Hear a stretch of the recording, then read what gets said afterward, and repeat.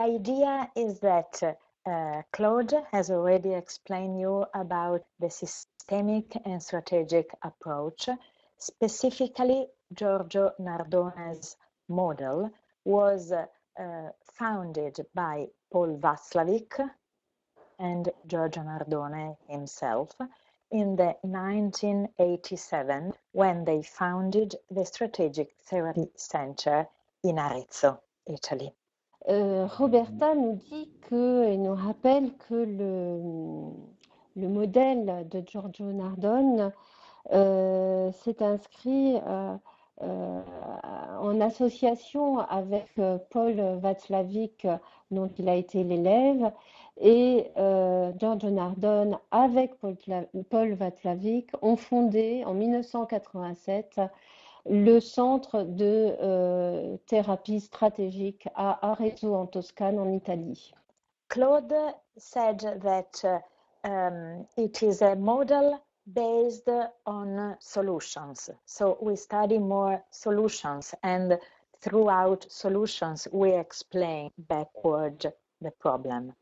And I would like to add that for this reason the model itself is effective, efficient, reproducible. Oui, Roberta rappelle que c'est un modèle qui est basé sur le concept des tentatives de solution et qu'au travers de ces tentatives de solution, ce sont finalement les solutions qui ont permis de sortir du problème qui expliquent véritablement le problème qui était en jeu.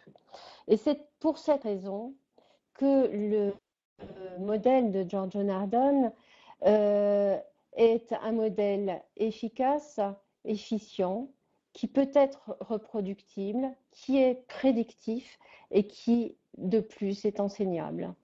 So just one thing more, solution. We focus on solutions, not causes. Alors, un point que Roberta souligne, c'est que les intervenants du modèle de Giorgio Nardone se focalisent sur les solutions et non pas sur les causes. The other crucial point was about les tentatives de solution. You may ask, why we who are intelligent people, talented people, good professional, why we keep on repeating some attempted solutions? And the quick answer is because attempted solutions are based on success, a success in the past.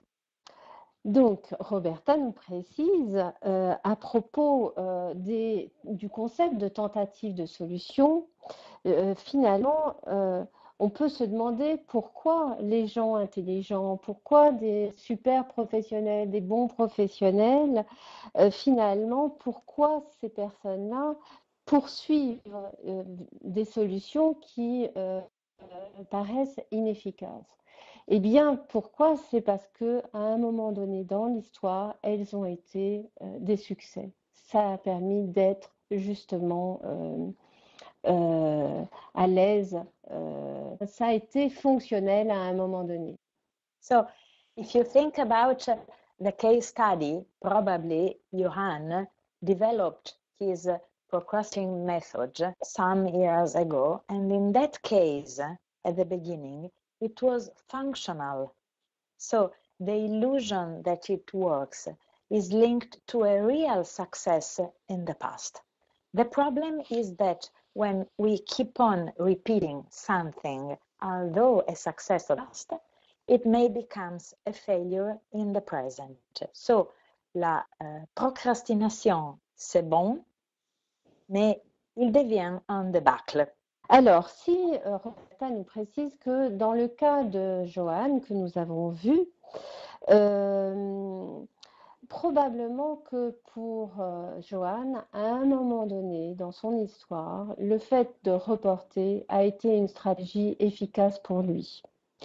Mais que, à un moment donné, le fait de repousser est devenu un problème un problème qui fait qu'aujourd'hui, cette tentative-là qui consiste à repousser est non plus quelque chose qui l'aide, mais est quelque chose qui constitue le problème et qui en soi peut même être un débâcle, comme nous le dit très bien Roberta.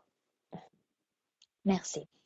So, among les inconvénients de success, we can call these attempted solutions also psychotraps because they become traps, cages. Okay? À propos des inconvénients du succès, que sont ces tentatives de solution, on peut dire que celles-ci, ces tentatives de solution dysfonctionnelles, deviennent des pièges en elles-mêmes. And Nardone sees three different kinds of psychopièges. Those of thinking, de pensée, those of acting, d'action, and pathological combinations, combinations pathologiques. Donc Giorgio Nardone, nous dit Roberta, a fait apparaître trois types de psychopièges. Trois pièges. Le premier, un piège lié à notre manière de penser, lié à notre manière d'agir, qui sont dans les actions que l'on met en œuvre. Et puis un troisième psychopiège qui est une combinaison des différentes stratégies, actions et pensées que l'on met en œuvre et qui conduisent à des combinaisons pathologiques. So, just to link what I'm saying to what said earlier Claude, for instance, l'évitement, avoidance, is a psychotrap of acting, whilst la croyance, belief, is a psychotrap of thinking.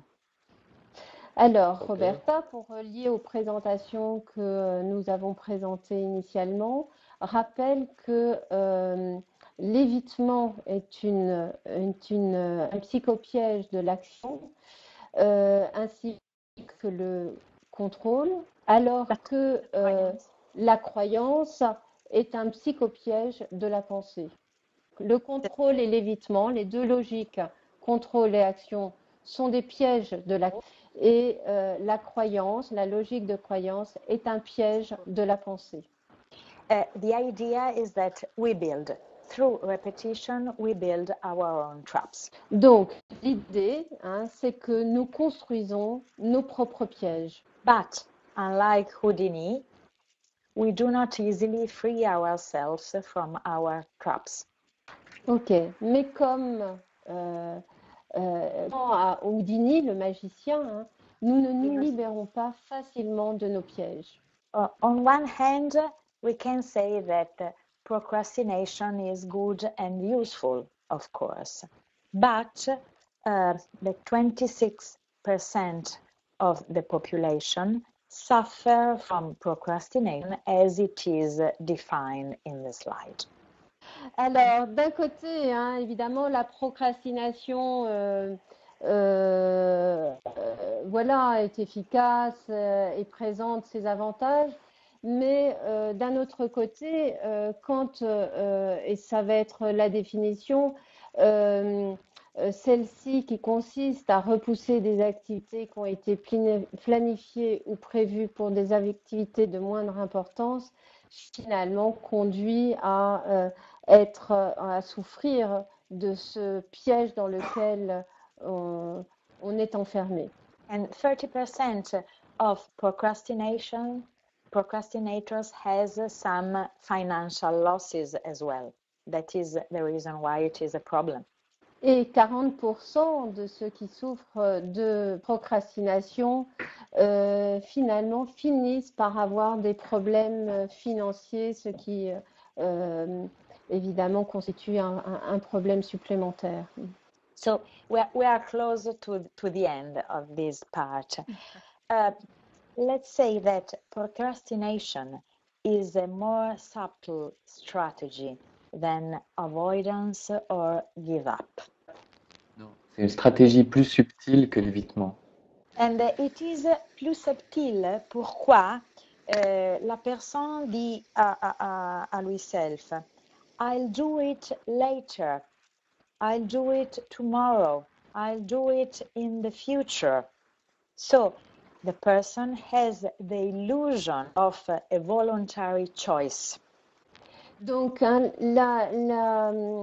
la procrastination est une stratégie plus subtile que l'évitement parce que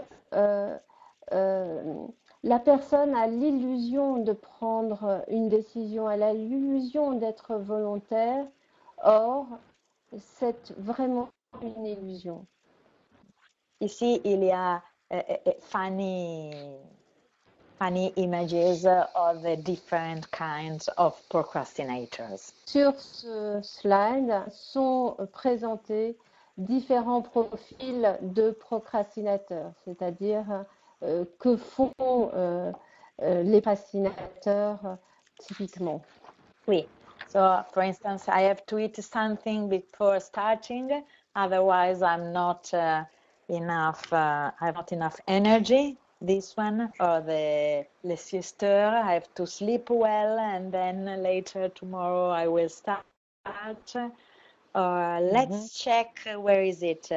The surfer. Alors, par exemple, hein, le grignoteur, hein, il va se dire, bah, j'ai besoin d'aller manger un petit quelque chose, ça va me redonner de l'énergie pour pouvoir m'y mettre. Ou alors, on a le siesteur qui va se dire, ah, bah, là, je suis un peu fatiguée, donc du coup, avant de m'y mettre, je vais me reposer, je vais faire ma sieste.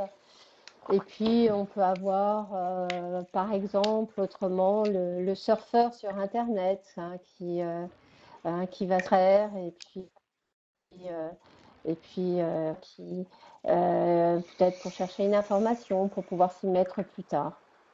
That is, as far as the effect is concerned, the bad effect of procrastination, there are no differences between the fact that you procrastinate something that you see as difficult, that you don't like, or that you procrastinate something you are afraid of. The effect is the same. Finalement, Roberta nous dit et précise, c'est un point évidemment important, que finalement, peu importe l'effet de la procrastination, peu importe que ce soit associé au fait que, par exemple, il n'est pas plaisant de faire ce qu'on doit faire, ou peu importe que ce soit associé au fait d'avoir peur de s'y mettre parce que peut-être on a peur de ne pas être à la hauteur, on est au-delà de ça. La procrastination en soi provoque un très mauvais effet.